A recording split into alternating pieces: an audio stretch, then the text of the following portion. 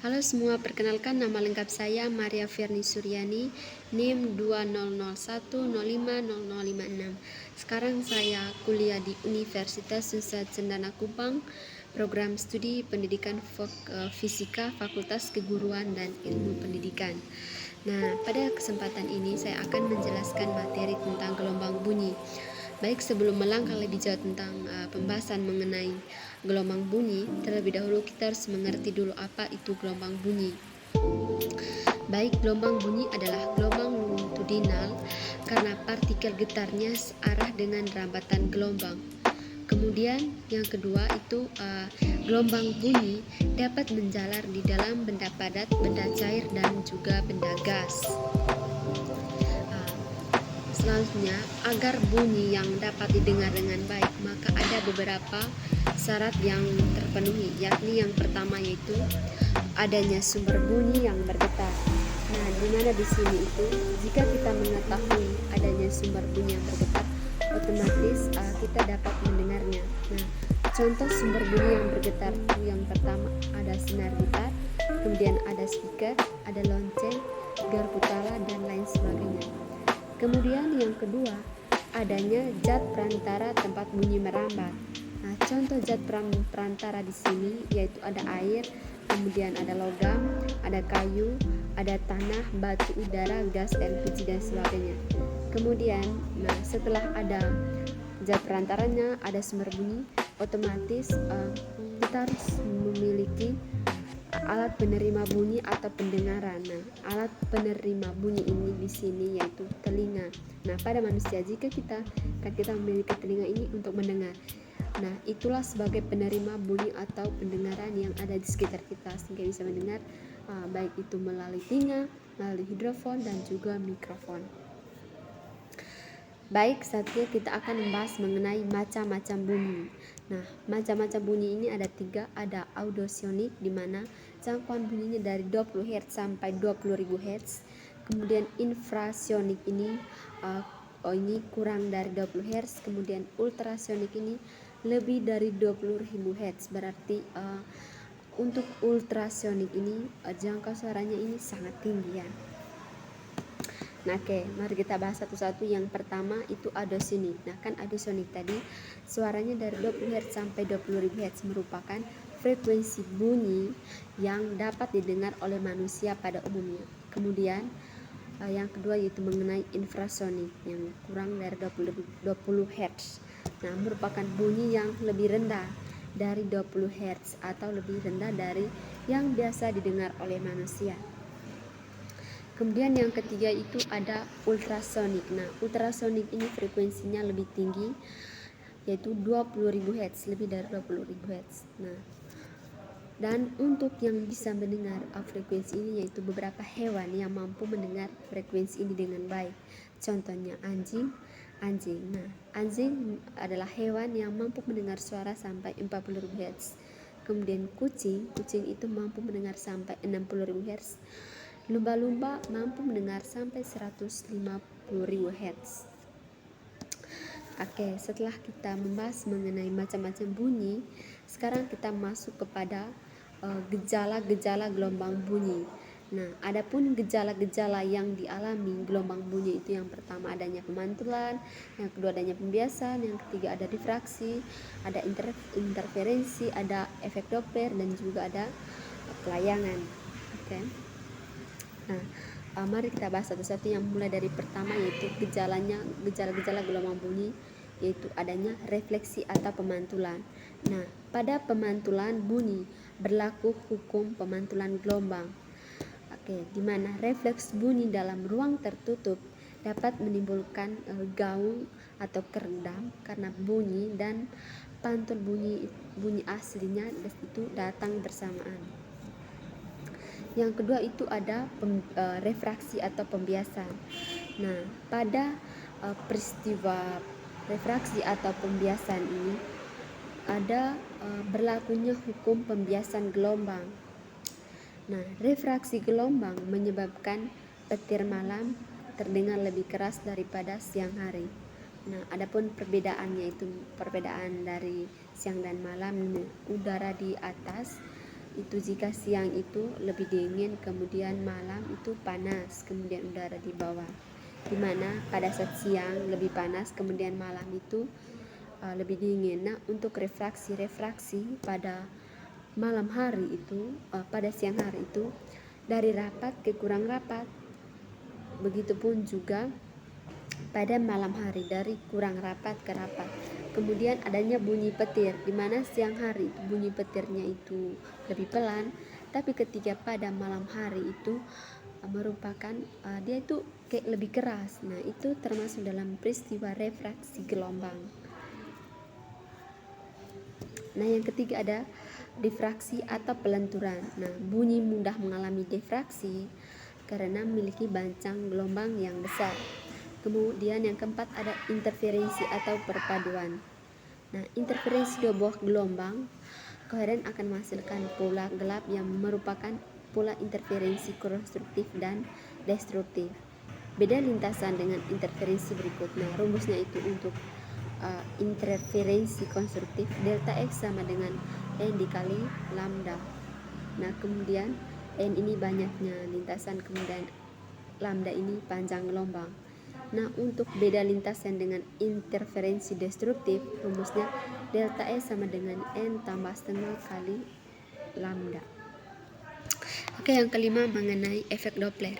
Nah, efek Doppler adalah perubahan frekuensi atau panjang gelombang sumber gelombang yang diterima pengamat karena adanya gerak relatif di antara keduanya.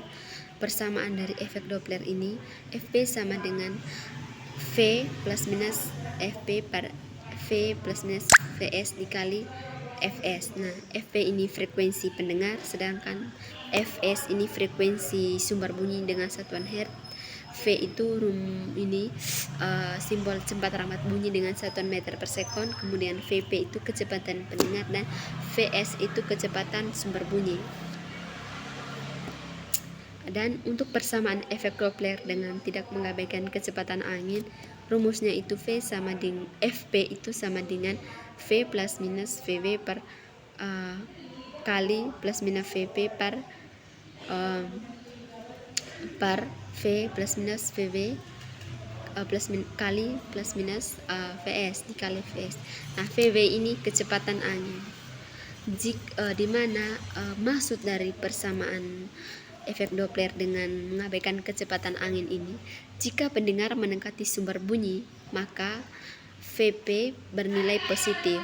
Jika sumber bunyi menjauhi pendengar, maka Vs-nya bernilai positif. Nah, jika arah angin searah dengan arah rambat bunyi, maka Vv bernilai positif. Nah, kemudian yang keenam itu adanya pelayanan gelombang. Nah, pelayanan gelombang ini adalah interferensi dua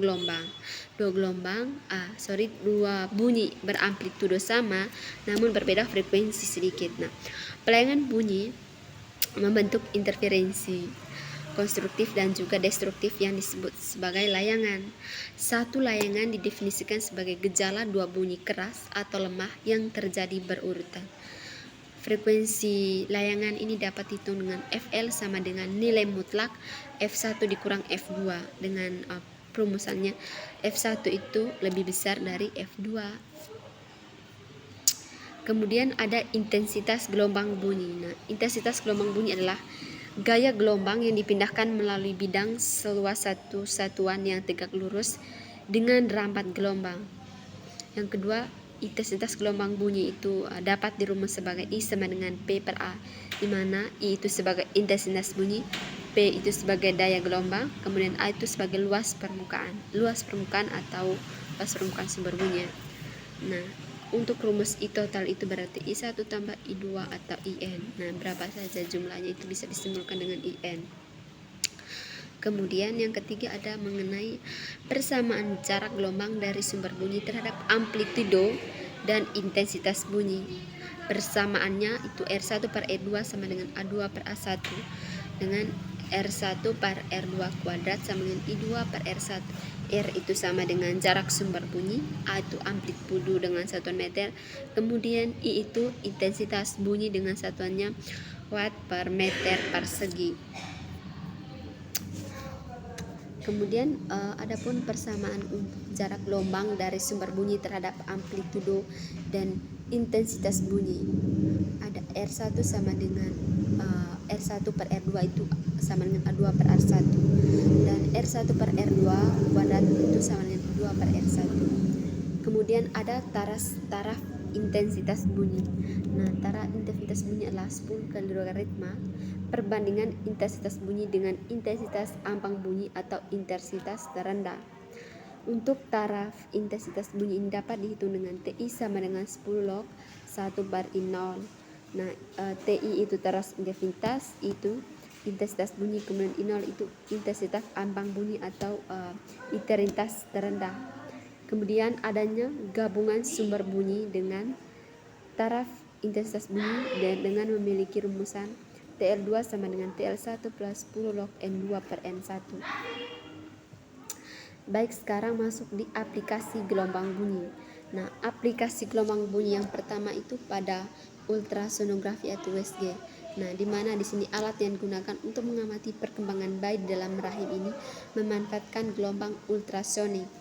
Alat ini memancarkan gelombang ultrasonik ke rahim ibu hamil dan melacak perubahan frekuensi bunyi pantul dari jantung yang berdenyut dan darah yang mengalir. Selain itu, SI juga digunakan untuk mendeteksi pertumbuhan jaringan tumor, kondisi otak, dan lain-lain. Kemudian yang kedua yaitu pengujian ultrasonik. Pengujian ultrasonik ini dapat kita jumpai dalam kehidupan sehari-hari seperti pada bidang industri yang memanfaatkan gelombang ultrasonik untuk proses homogenisasi susu. Selain itu digunakan pada bidang penanganan hama yang akan menghasilkan efek depresi pada tikus dan lipas dan juga kecoak akibat gelombang ultrasonik. Yang ketiga, aplikasinya pada terapi ultrasonik. Gelombang ultrasonik juga digunakan pada bidang kedokteran yang digunakan untuk terapi, sehingga dikenal dengan sebutan terapi ultrasonik. Terapi digunakan untuk menghilangkan rasa sakit pada sendi dan otot. Kemudian yang ketiga yaitu pada pembersih ultrasonik. Mesin pencuci piring merupakan salah satu contoh beda yang menggunakan gelombang ultrasonik. Air dan deterjen digetarkan oleh pengetar ultrasonik dan partikel-partikelnya mampu menggosok piring yang kotor dan membersihkannya. Kemudian aplikasinya pada sonar. Nah, gelombang ultrasonik ini juga banyak dimanfaatkan pada sonar, seperti yang dimanfaatkan oleh kapal untuk menentukan kedalaman dasar laut. Cara kerjanya dilakukan berdasarkan konsep mantulan bunyi. Nah, di bagian dasar kapal terdapat alat yang mampu mengubah energi listrik menjadi gelombang ultrasonik yang nantinya akan dipancarkan ke dasar laut. Nah, gelombang bunyi yang berasal dari gelombang ultrasonik akan merambat lurus sehingga mengenai dasar laut. Ketika gelombang sudah mencapai dasar laut, sebagian gelombang akan terpantulkan kembali ke kapal dan ditangkap oleh detektor. Baik, sekian saja materi mengenai gelombang bunyi. Semoga bermanfaat bagi teman-teman semua. Bye.